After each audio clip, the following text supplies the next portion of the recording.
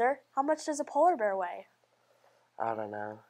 Enough to break the ice. I'm Kellie Burden, and welcome to Windsor Weekly News. And I'm Harry Keene. We all know Windsor High School has been undergoing some new renovations during the past school year, and students are excited to see how it will turn out. We talked to a few WHS students to ask them about what they are looking forward to the most. Not having to walk all the way outside to the mods, and actually having a lunchroom.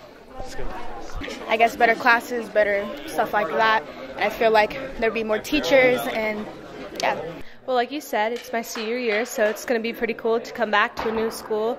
I'm going to feel like a freshman, I'm sure, for a little bit, but I think it's just going to be awesome to see the changes that our district has made for us to fit all these kids in this school because we are super overpopulated. So I think it's going to be a great change. The new classrooms, because they're way nicer than the old ones. The cafeteria, because it looks like High School Musical. I just think the new look of the school will be better, and it'll look cooler. The renovations should be great. This week we visited with Mr. Kofer about how the renovation is currently going. He is pleased with the progress and took us on the tour of the nearly completed auditorium. Okay, so we are in our brand new auditorium. It's really exciting to be in here, and there's so much work that's happened over the past couple of months in the auditorium.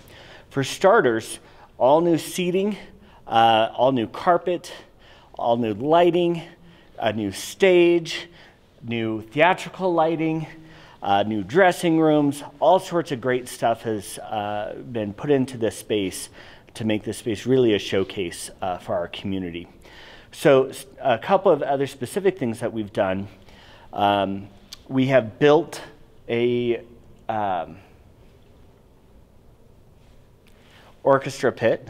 That's what that's called. Yes, an orchestra pit out in the audience area itself, in this front part here, and that's what's railed off as part of the front entry to the stage. So that's a new orchestra pit. Instead of having the orchestra off to the side or something like that, that will be a better sound for musicals and whatnot. In addition, in the back of the auditorium, in 4 different spots in the back of the seating, we have handicapped and companion seating for our guests and our students. So that's a nice feature that we have as well. Within the auditorium as well, aisleway lighting up and down all the stairways has been improved, so that way during a performance, when the lights go down, there's still an ability to see where you need to go in order to exit the building. We also put in many of you might recall that we've always had to wheel in a cart with a projector in order to project into our auditorium. We have put in a projector in the back of the auditorium that's automatically here that will then be able to project out to the front screen. So that's a nice added feature for us as well. In terms of the stage proper, we filled in what was the orchestra pit, have put a new surface on the stage floor, repainted absolutely everything. We also put in new dressing rooms, and so that way there's some better spaces for our actors and actresses. And again, all new lighting and new sound, so that way not only are we having a nice space for them, that our audience can truly hear and see our actors and actresses and our performers on stage. So the auditorium will open for the first time on Tuesday, March 6th. After school is when we'll have our first opportunity to open it up.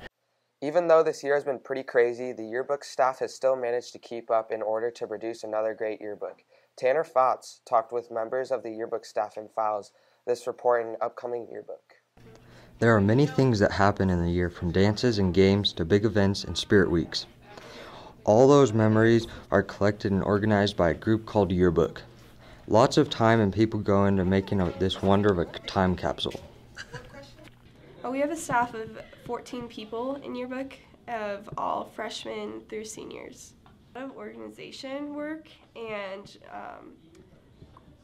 coordinating where people are going to be and what pictures they're going to take and how we're going to cover all of the people in the school because we want to get everyone in the book 3 times. That's our goal. The yearbook team works hard to cover all important events throughout the school year. Yearbook sponsor Ann Sutton says that class is a collaborative effort that is entirely student-run. Well, the yearbook students have to plan the yearbook. They have to decide what the content is. They have to take pictures, they have to write captions, they have to write stories, they have to place it, they have to design the cover, they also have to design the pages themselves, and so all of those things, and that's all done by the students. The only thing I do is a quick look through. Yearbook students have been in yearbook since freshman year, and they slowly but surely make their way through the ranks, starting at staff, which are freshmen and sophomore, then assistant editors that are juniors, and head editor that is a senior. We have an editor who's a senior, we have an assistant editor who's a junior, and then we have our staff, and our staff, they just work on covering all the people in the school, and so we have our kind of a hierarchy of upperclassmen helping the lowerclassmen. Students at WHS, if you still need to buy a yearbook, you better hurry. They're almost sold out. You should expect the yearbook to come out late April or early May. The yearbook will be released in May. Stay tuned to Wizard Weekly News for updates on the exact day of the release. Another group of hardworking students would be the WHS Knowledge Bowl team, who is qualified for state once again. The state meet is March 12th and 13th, and the team is working hard to defend their title. The team would like to issue an open challenge to any staff member who thinks they have the skills to best our students. Congratulations to the 7 students who made it to state.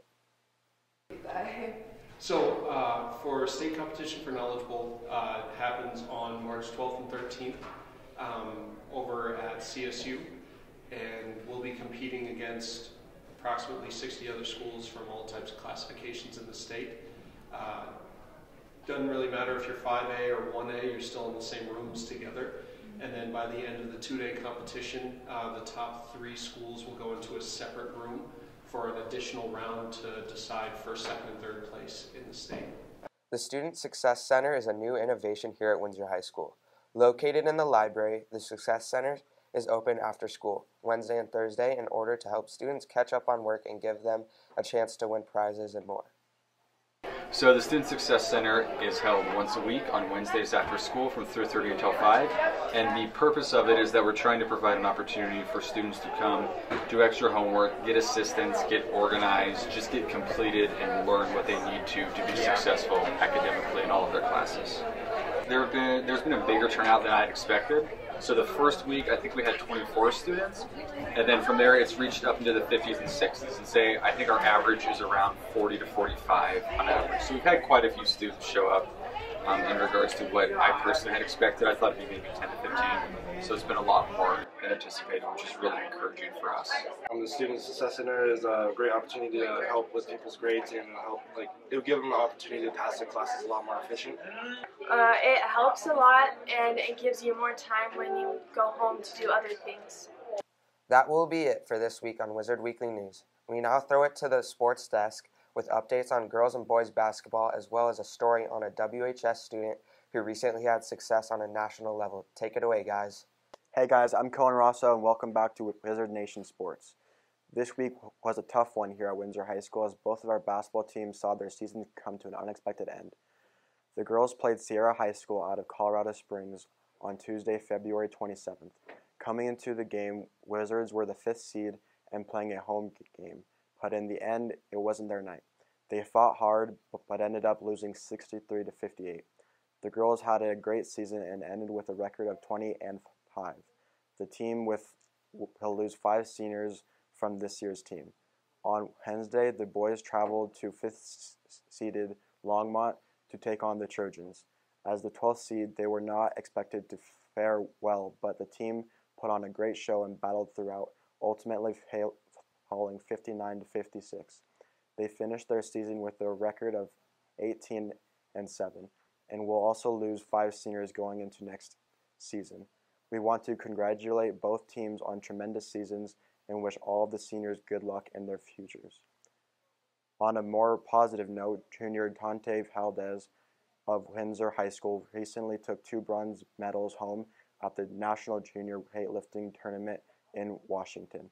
We caught up with Donte in the weight room and asked him about his outstanding honors. Here's Matt Hansen with more. 96 kilograms is about 213 pounds. That's the average size of an NFL running back.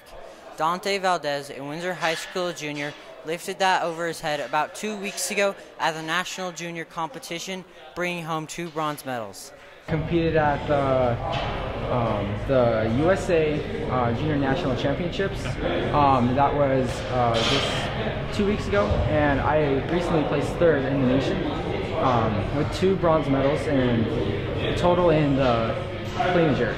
So yeah, all I wanted to do was just do good, and meaning like make my opening lifts, and after that it's all fun and just try to lift more heavy weights. Just recently started last November of 2016, so when I first heard about like I can actually compete in the junior national championships was just after the youth championships during July, I believe.